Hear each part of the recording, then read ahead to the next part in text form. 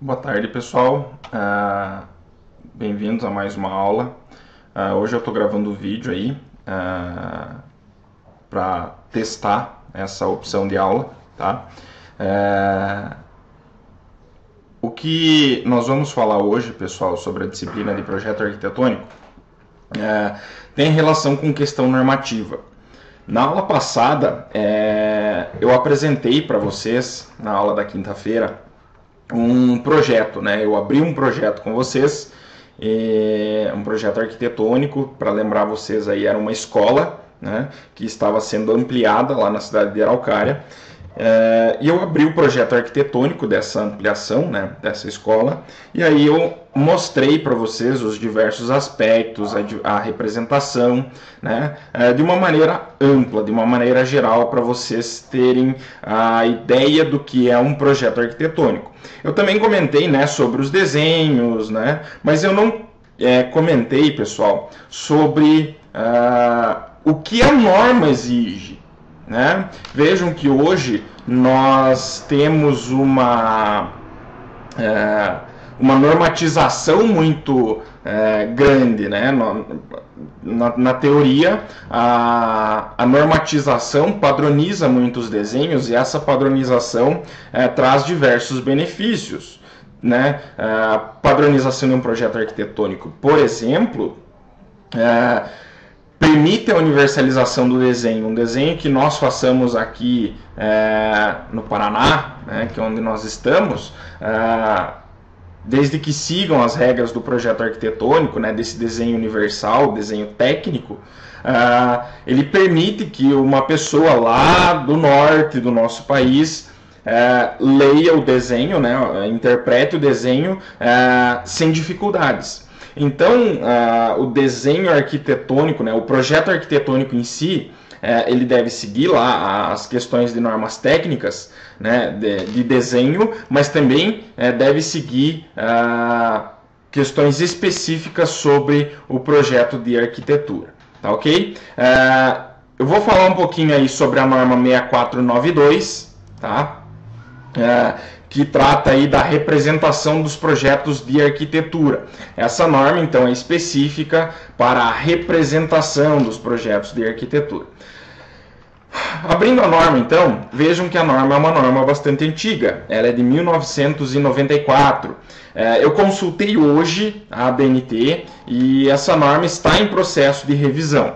Então, as nossas normas, né, as normas que regem a nossa profissão, elas são demasiadas antigas e existe uma tendência, né, da Associação Brasileira de Normas Técnicas de fazer a revisão dessas normas a cada 10 anos. Como vocês podem observar, essa norma já tem 26 anos e ainda não foi atualizada. Então, esse ano ela começou a ser... começou o processo de revisão dessa norma. Então, nos próximos meses, aí, provavelmente... ela já vai estar atualizada. De qualquer maneira, nós devemos antes, né, sempre lembrar que é importantíssimo a gente consultar sempre de maneira gratuita de maneira gratuita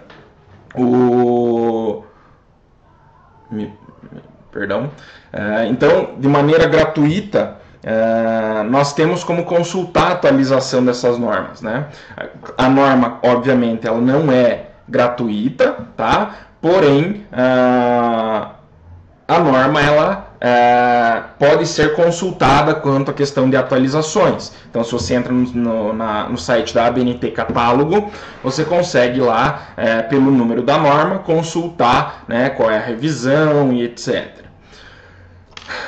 Posto isso, pessoal, hoje eu vou mostrar para vocês esses aspectos normativos, tá?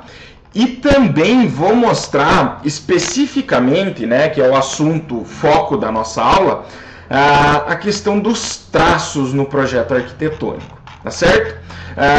Eu tenho aqui então o começo da norma, em que a gente tem aí documentos complementares, né, a essa norma, e o documento complementar citado aqui são a norma, né, de folhas de desenho. Como eu comentei na aula passada, né, nós temos sempre folhas padrão A4, A3, A2, A1, A0, até 4A0, né? Também tem menores do que A4. Então, existe uma padronização, não só para o tamanho da prancha, mas para a organização, né, de carimbos, etc. Eu vou comentar um pouquinho sobre as definições. Então, na aula da semana passada, eu mostrei para vocês diversos desenhos. Mas a norma é que me obriga e me define quais desenhos devem fazer parte desse desenho, né? Quais são eles? Planta de situação, né? Eu tenho aqui a descrição de cada uma dessas partes. Planta de locação ou implantação, né? Planta de edificação, corte, fachada, elevação, detalhes ou ampliações, escala, né? Programa de necessidades, memorial justificativo, discriminação técnica, especificação, lista de materiais e orçamento. Tá? Vejam, essa norma está em revisão e né, vamos ver aí o que vem pela frente nessas revisões. Mas eu imagino que sai dessas definições o orçamento, né? O orçamento não faz parte da arquitetura. Estimativas de custo, sim, né? Mas o orçamento em si é uma etapa posterior. Lista de materiais, obviamente todo projeto deve ter. Especificações de materiais, todo projeto deve ter. Eventualmente, se existem algumas informações que nós não conseguimos representar através de desenhos, nós podemos fazer a discriminação técnica através de desenhos e também existem documentos que complementam o nosso projeto. Memorial justificativo trata aí sobre a justificativa, né, por tomarem-se diversas decisões no decorrer da elaboração de um projeto arquitetônico ou outro projeto como estrutural, etc.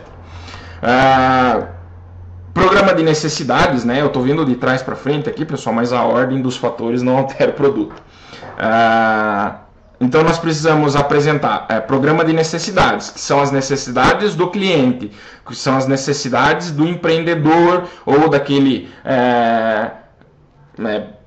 aquela família, né, que vai construir a sua residência unifamiliar, por exemplo, e eles vão passar para o projetista todas as suas necessidades, e o projetista, né, o responsável pela elaboração do projeto, vai elencar essas necessidades e vai criar esse programa de necessidades para que possa ser seguido aí e o projeto arquitetônico consiga atingir o seu escopo. Eu ainda tenho questões, né, de detalhes ou ampliações. Em alguns momentos eu preciso detalhar partes específicas do projeto, como numa planta, por exemplo, uma planta baixa. Eventualmente eu posso fazer um zoom para mostrar um detalhe ou uma fachada. Então eu posso colocar esses detalhes, né, através de ampliações, etc., para melhorar a representação de todos os elementos desse projeto.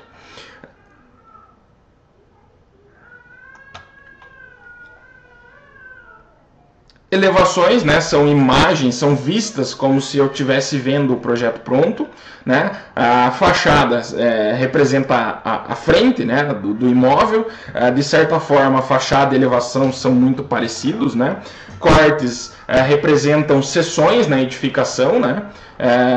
Para identificar aí alturas. Então, o corte é importante, principalmente para representar a altura, né, ou a cota Z. Então, essa planimetria, né, do imóvel e perdão, altimetria do imóvel. Planta de locação são todos os elementos que compõem o terreno, né, na parte externa aí do projeto da planta, né, baixa da edificação. Ou seja, como eu vou mostrar aqui para vocês,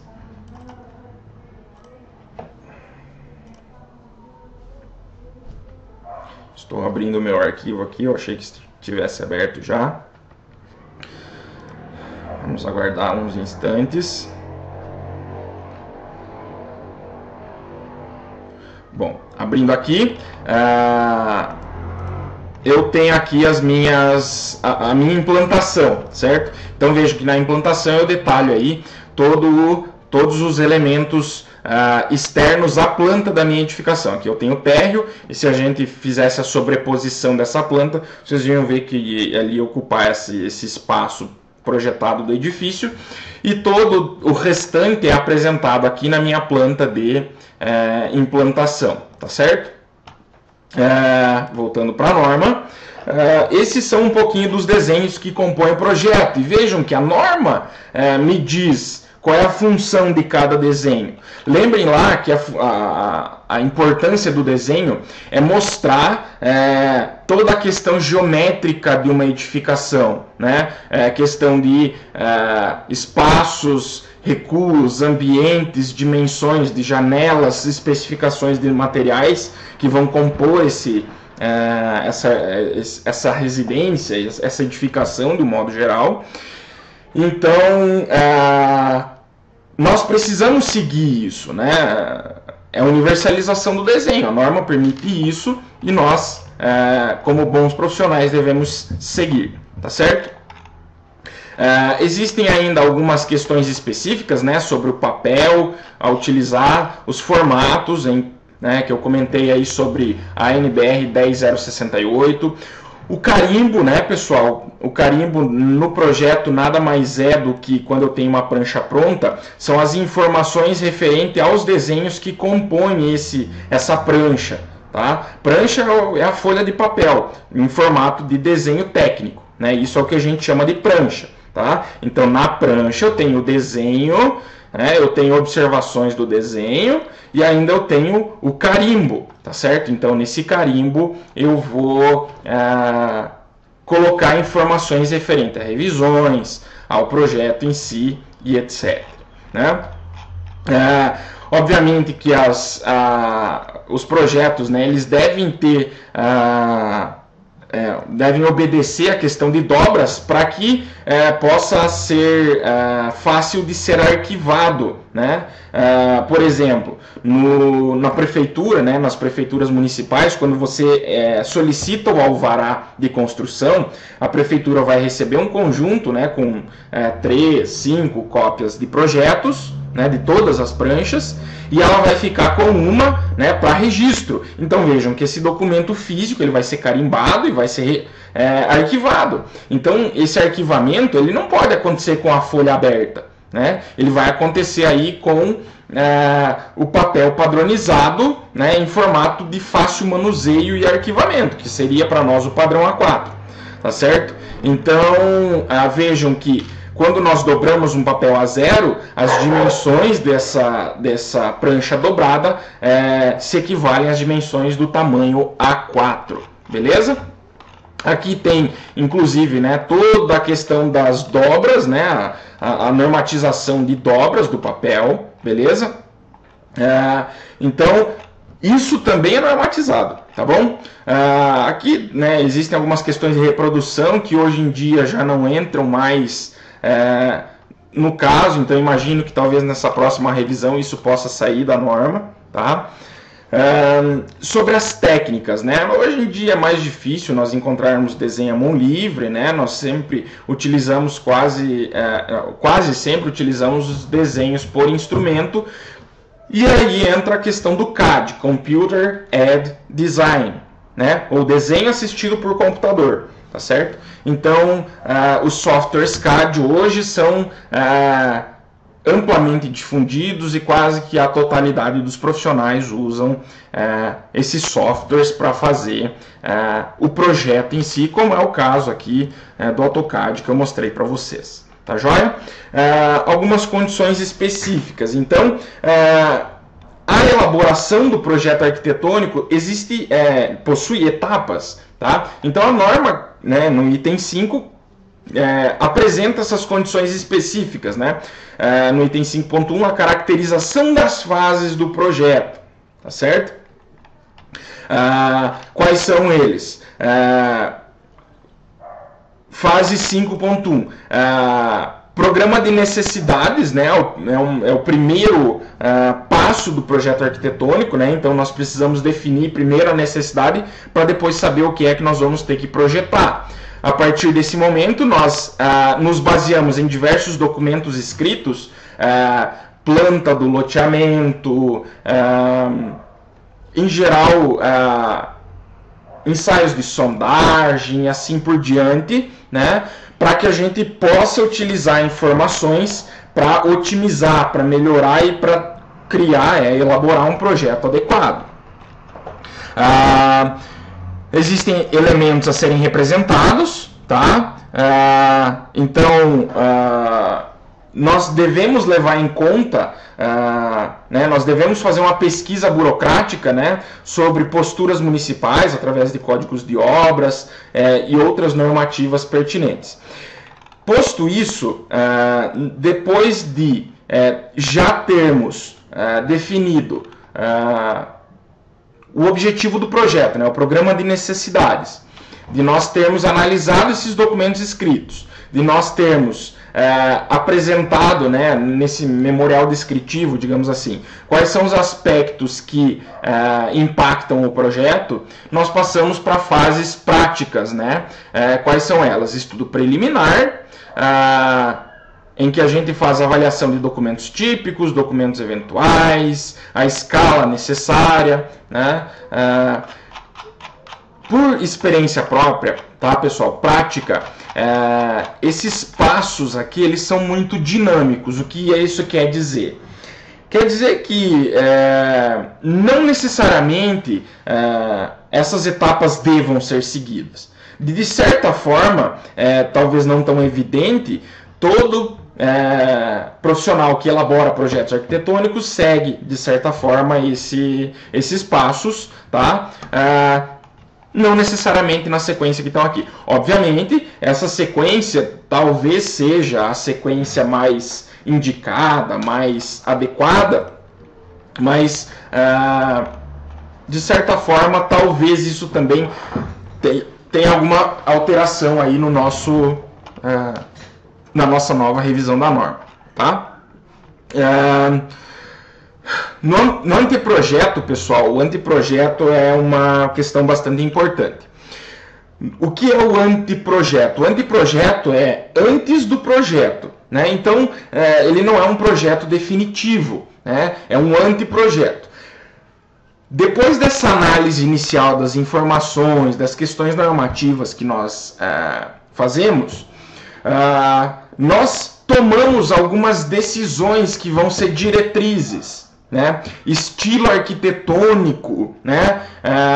Uma dimensão média da obra. Então, esse tipo de informações, nós, né, nesse nível de projeto, nós já temos basicamente toda a concepção do projeto pronta, né? O que nós não temos é um detalhamento desse projeto, mas a concepção, a ideia, geometria, dimensões, espaços, tudo já está definido no anteprojeto, tá? Depois do anteprojeto é que nós vamos criar os diversos documentos, tá? Quais são esses documentos típicos? Aqueles que eu apresentei, plantas, cortes, fachadas, etc. O que mais? Escalas, já comentei um pouco. Elementos a serem representados. Projeto executivo. O projeto executivo é uma etapa posterior ao anteprojeto, em que nós já criamos no projeto executivo um detalhamento muito maior. Por quê? Porque no anteprojeto nós não temos detalhes suficientes para a equipe que vai executar essa obra consiga determinar como é que vai ser executado todos os diversos elementos, beirais, sacada, escada, cores, etc., né? Tipos de revestimento, enfim, isso ainda não está 100% detalhado, né? O projeto executivo já vem como, né, um projeto que surge do anteprojeto e vai ter o acréscimo, né, de detalhes que focam na execução, tá certo? E o próprio nome do projeto já diz, projeto executivo, tá certo? Escalas. Elementos básicos. Vejam que a norma ela apresenta, né, o que? Para cada tipo de projeto, né, projeto executivo, anteprojeto, ela traz documentos típicos, né? Ou seja, na análise de documentos típicos, a gente pode ver qual é a diferença entre um projeto e outro. Então, o que eu vou fazer, né, mais tarde, eu vou postar para vocês uma atividade para que vocês identifiquem essas diferenças aí, tá joia? Continuando, eu tenho ainda dentro daqueles desenhos que eu comentei com vocês, plantas, cortes e fachadas, existem regras, né, sobre o que nós devemos apresentar. Essas regras todas estão aqui, tá certo? Então, dentro de cada etapa dessas, existe uma série de aspectos a serem observados. Vou passar rapidamente aqui, porque de certa forma aqui ele comenta mais detalhadamente sobre cada um daqueles desenhos, né, daqueles componentes do projeto arquitetônico, e eu vou deixar isso para vocês depois vão ter acesso a esse documento que eu estou mostrando para vocês, tá? E aí vocês vão conseguir entender bem partes específicas, então é um exercício para vocês desenvolverem depois. A grande questão, que é o objeto da nossa aula de hoje, é o anexo A. Tá? Nós falamos aí muito, né, sobre todos os desenhos do projeto, né, sobre como os desenhos são construídos, o que ele representa, qual a sua função dentro do projeto arquitetônico. Só que, além de ter diversos tipos de desenho que representam questões diferentes, né, entre si, nós temos maneiras de representar cada um desses desenhos, e essa maneira de representar é de certa forma padronizada para todos eles, tá? Vou acender minha luz aqui. O que o anexo A da norma traz para nós, então? Basicamente, a questão das linhas de representação. Vejam, vocês tiveram um desenho técnico. Então, de certa forma, vocês aprenderam os tipos de linha, a definição de linhas, né? Então, vejam que a linha, pessoal, é um ente unidimensional. Ele tem uma dimensão, tá certo? O ponto é um ente sem dimensão, a linha é um ponto unidimensional, certo? Uma figura geométrica é um ente bidimensional e os objetos que nós enxergamos, por exemplo, são elementos tridimensionais. As linhas são elementos bidimensionais. A composição de linhas muitas vezes criam elementos bi ou tridimensionais. Tá joia? Quanto à utilização, vejam que dentro de um projeto, eu comentei isso com vocês na primeira ou na segunda aula que nós tivemos, que nós utilizamos diversos desenhos em duas dimensões, né, bidimensionais, para representar um objeto tridimensional.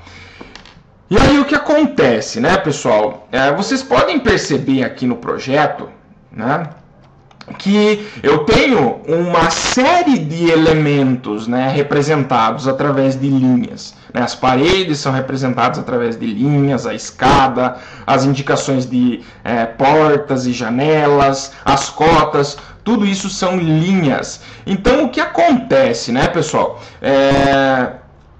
As linhas, elas têm uma função primordial, importantíssima na representação do projeto de arquitetura. Eu vou tentar achar aqui no Google, vamos ver lá. Eu já estava com o Google aberto aqui. Projeto arquitetônico preto e branco.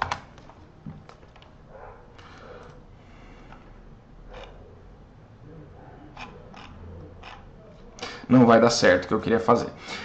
Eu vou mostrar uma questão aqui, vamos ver se eu consigo. Eu vou tirar a espessura da minha linha.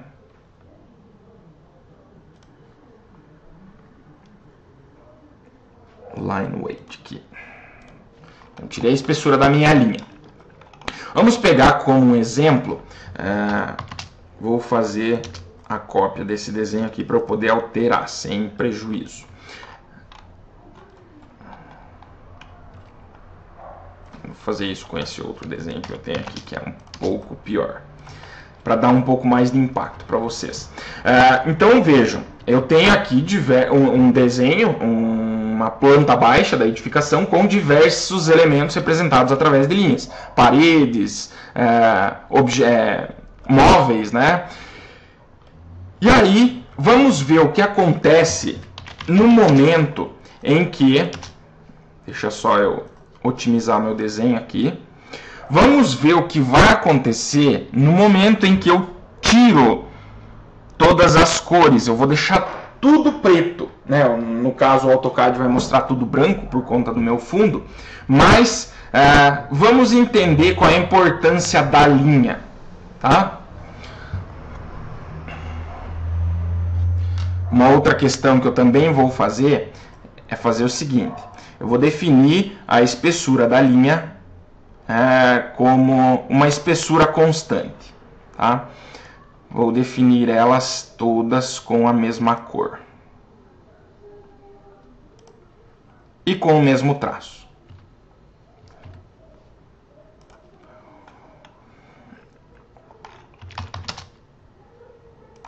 Vou selecionar as minhas cotas.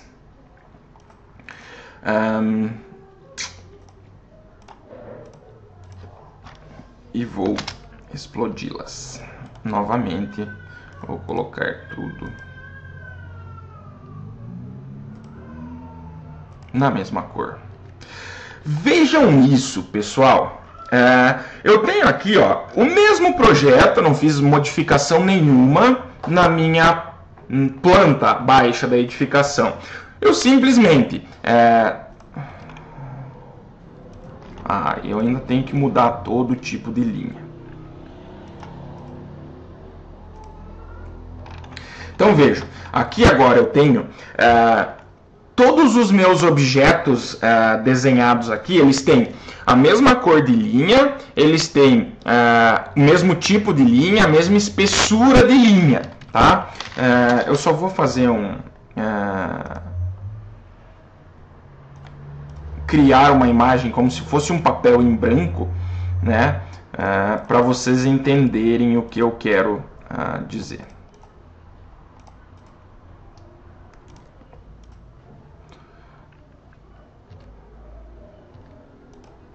Opa.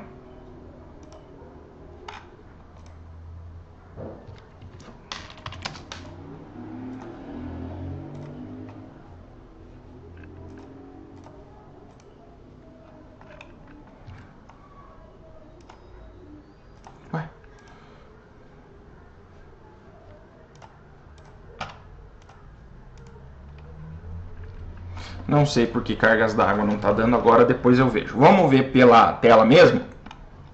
Vejam que é muito difícil entender exatamente o que cada desenho é. Por exemplo, se eu pegar numa área aqui que é mais densa, eu não sei até onde vai banheiro, não consigo identificar facilmente o que é cada ambiente, né? Eu tenho uma quantidade de informações muito grande, né, mal representado. Então, um projeto mal representado vai gerar confusões na hora da execução. Vou dar um exemplo, né, que já vi acontecer muito na prática. Teve uma certa vez que, né, por conta aí do software que foi utilizado para fazer o desenho técnico, não sei se a pessoa que gerou esses projetos tinha domínio completamente, ou se não verificou os desenhos depois de impressos. Uma dessas linhas, né, que eram tracejadas, ela perdeu a sua escala de linha, tá? Então ficou uma linha contínua, né? Ficou muito grande, então um tracejado cobriu o desenho todo. E os profissionais da obra, o projeto foi plotado todo em preto, os profissionais da obra acharam que aquela linha representava uma parede e construíram uma parede em um lugar errado, né? Por exemplo, eu tenho aqui a indicação de um corte. Eu vou colocar aqui ao lado uma indicação de um corte. Vejam, pessoal, a princípio eu tenho essas duas linhas representando quase que o mesmo elemento que essas outras duas linhas.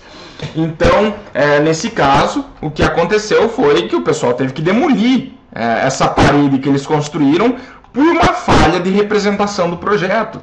E isso é algo que nós devemos cuidar muito, tá certo, pessoal? Todo projeto técnico ele tem que ter uma boa representação. E aí é que entra a questão de linhas. Né? Vejam que aqui, pessoal, as linhas todas, né, que estão desenhadas no meu projeto, elas têm propriedades diferentes. Vejam, esta linha que representa uma parede, ela é diferente desta outra linha que representa, né, a face externa, né, de uma janela. Qual é a diferença a princípio? A princípio, a cor, né? Então, no projeto foi utilizado cores diferentes para representar linhas que têm funções diferentes. Essa linha tem a função de representar uma janela. Essa outra linha tem a função de representar uma parede, tá? Então, vejam que linhas são diferentes entre si, né, pessoal? E aí é que a norma me traz diversos aspectos normativos sobre quais são essas obrigatoriedades para essas linhas, tá? Vejam quais são as propriedades genéricas da linha. Qualquer linha, pessoal, no projeto, ela vai ter um comprimento, tá? Ela vai ter uma cor, uma camada, né, que a gente chama. Ela vai ter uma espessura, tá? Vejam que eu comentei, né, que a linha é um elemento bidimensional, mas e ela vai ter espessura? Essa espessura não tem função de representação, ela tem função de visualização. Por quê? Porque vocês devem ter visto antes, quando eu abri esse palletzinho do AutoCAD, que eu tenho diversas espessuras de linha. Se eu imprimo uma linha com espessura 0 milímetro, quando eu imprimir ela não vai ter espessura, então ela não vai aparecer. Muitas vezes essas linhas funcionam somente para visualização no computador. Depois que eu imprimo, essa linha tem espessura 0. Assim como se eu colocar uma linha de espessura 2.11, deixa eu mostrar aqui para vocês o que eu estou falando. Eu vou pegar essa linha e vou mudar para uma determinada espessura. Eu vou ativar aqui o comando para que o AutoCAD mostre a espessura de linha. Então vejam aqui, ó, eu tenho duas linhas que antes eram iguais, entretanto agora elas estão com espessuras diferentes. Vejam que linhas, que espessuras diferentes dão no mínimo uma sensação diferente para nós, certo? Então, a primeira questão que a gente deve analisar: espessura de linha, né? Primeiro, cada objeto tem a sua cor, né? Por exemplo, aqui, ó, os objetos em cinza, né, com linhas de cores cinzas, representam móveis, né, o mobiliário da edificação. Então, a cor da camada, né, a cor de uma determinada classe de objetos, tem essa função que é diferenciar uma classe de outra. A espessura de linha, pessoal, tem uma função diferente, né? Qual é a função? Como eu comentei, novamente, todo projeto que é levado para obra, ele é apresentado em duas dimensões. Porém, a função desse conjunto de desenhos é representar um elemento em 3 dimensões. Aí o que acontece, né? Quando eu diferencio espessura de linha, eu consigo fazer com que um desenho em 2 dimensões tenha uma sensação de profundidade. Por quê? Por uma questão óptica, né, objetos que estão mais próximos de nós são maiores. Quando nós vamos afastando esse objeto da nossa visão, esse objeto vai diminuindo de visualmente ele vai diminuindo de tamanho. Obviamente que fisicamente ele vai continuar do mesmo tamanho, mas a nossa visão tem essa percepção de profundidade. Então, o que vai acontecer é que quando uma linha é mais fina que outra, ela dá a sensação de que o objeto está mais distante, Tá? Então a espessura da linha, pessoal, é primordial para dar essa noção de profundidade. Deixa eu ver se eu consigo mostrar um exemplo para vocês. Eu tenho aqui... não, aqui não. Aqui. Vejam que eu tenho aqui a minha espessura de linha constante para todos os elementos. Tá? Eu tenho uma certa visualização desse desenho. No caso aqui, eu tenho um corte da edificação. Quando eu ligo as minhas linhas, a minha espessura de linhas, não foi suficiente para... tá, acho que com um zoom maior. Então vejam, eu tenho a minha espessura de linha desligada. Quando eu ligar a espessura de linha, vocês vão ver que o AutoCAD vai me mostrar linhas mais espessas ou menos espessas, tá certo? De uma certa maneira, vejam que essas linhas que estão representando a estrutura, né? Vejam que eu represento esquematicamente a estrutura da edificação, tá? O projeto arquitetônico não tem a função de representar elementos estruturais, mas o projeto arquitetônico tem a obrigação de ter uma pré-definição da estrutura, tá certo? Então eu tenho, se eu conseguir verificar aqui, ó, a linha que representa a estrutura, no caso aqui, ela é mais espessa do que a linha que representa as paredes, né, ou a vista das portas, tá certo? Vejam que esse corte dessa edificação, né, ele representa, obviamente, um corte, é como se eu fizesse uma seção na edificação.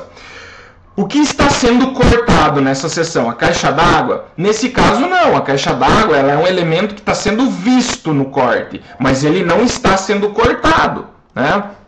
As vigas estão sendo cortadas, as paredes estão sendo cortadas, né? A cobertura está sendo cortada, porém, a vista das portas, essa escada, a janela lá no fundo, esse passaprato, né?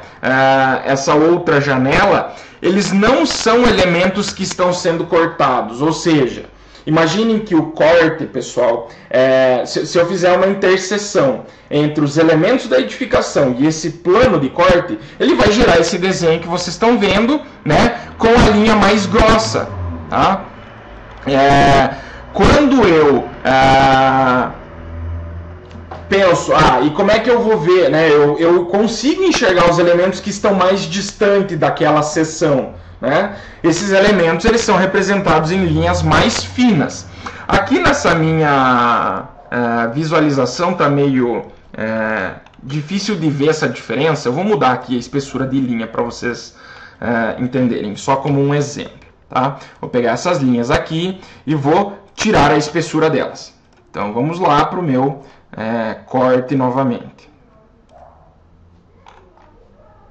Opa, acho que eu fiz isso para o corte errado.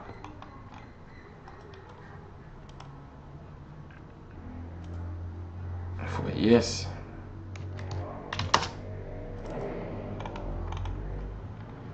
Então vejam aqui, ó.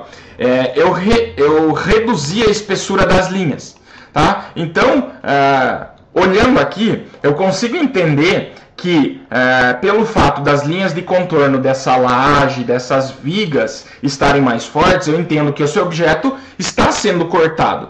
Porém, essa porta, né, ele é um elemento que está sendo visto lá atrás, tá? Nesse caso aqui, ele também representa a importância, né? Para mim, a representação da laje em uma linha mais forte é mais importante, pois ela define aí pés direitos, né? Essa diferença entre as cotas da cobertura e do piso superior, tá certo? As linhas que representam a parede aqui, elas têm mais uma função de representação, não de informação, tá certo? Vejam que eu não tenho nenhum texto que complementar a essas paredes, tá certo? Tanto que, se eu fosse remover desse desenho aquilo que não é cortado, essas paredes não iam aparecer somente a laje. Então, nesse caso, a espessura de linha também está servindo para representar o objeto que está sendo cortado. Então, aquele objeto que tem o traço mais grosso é um objeto que efetivamente foi cortado por aquela seção.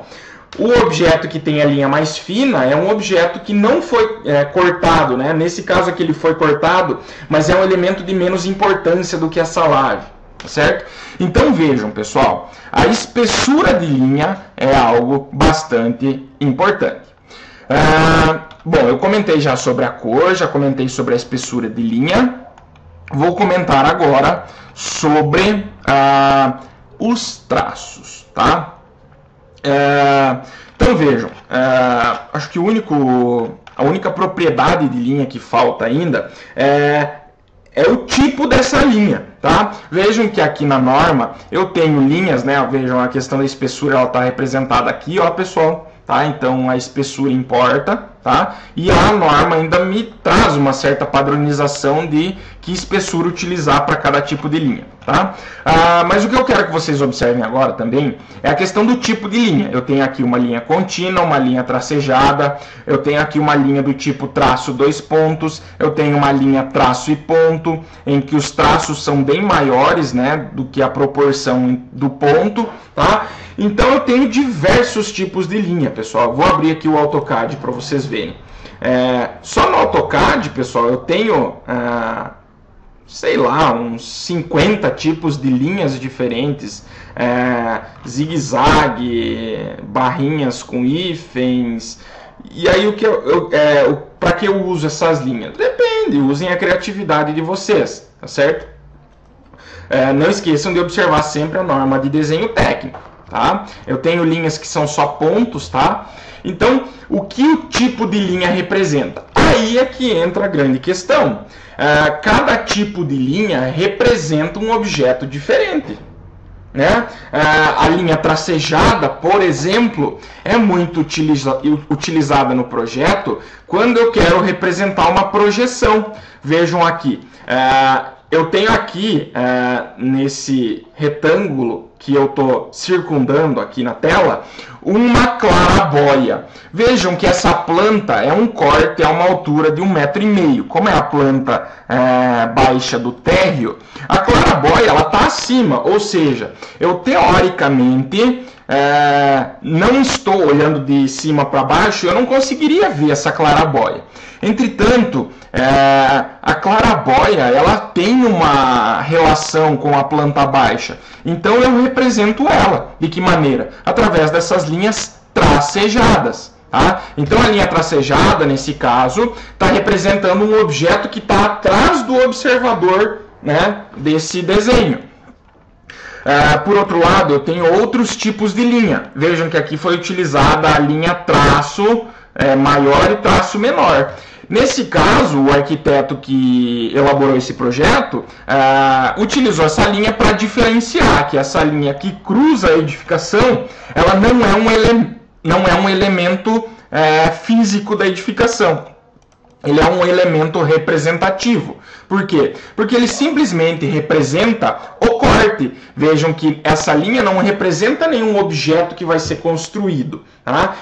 Ela representa, ele remete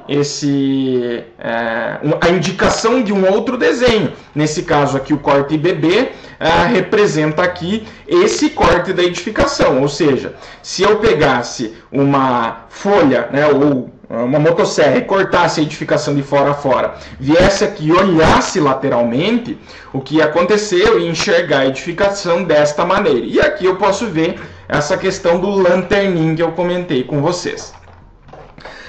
Pessoal, então a grande questão, né, da aula de hoje, o grande ponto, né, só para a gente fazer um resumo e antes de finalizar, que eu queria mostrar para vocês era um pouquinho, né, sobre a questão normativa. Nós vamos explorar muito mais essa norma de representação de projetos de arquitetura, tá? E a aula de hoje especificamente serviu para mostrar para vocês a importância das linhas e das suas e da variação das suas propriedades, espessura, tipo de linha, cor, tá certo? Então, né, a função da linha é melhorar a apresentação daquilo que está representado, Tá? Então, quem for ler aquele projeto em que você trabalha com diversos tipos de linha, diversas cores de linha, diversas espessuras de linha, vai ter uma visão, vai ter uma percepção muito mais clara desse projeto. Tá certo? Essa é a importância da linha dentro de um projeto arquitetônico ou de um projeto ou de um desenho técnico qualquer. Não precisa ser necessariamente um projeto, né, com essa formatação toda. Um desenho representativo, esquemático, de detalhamento também é regido por essa série de normas e regras. Beleza, pessoal? A aula de hoje era isso. Mais tarde eu vou postar uma atividade referente a esse assunto, como eu comentei aí durante a aula. E vocês vão ter, a partir do momento em que eu postar essa atividade, 24 horas para resolver. Obrigado, bom descanso e até a próxima aula. Tchau, tchau.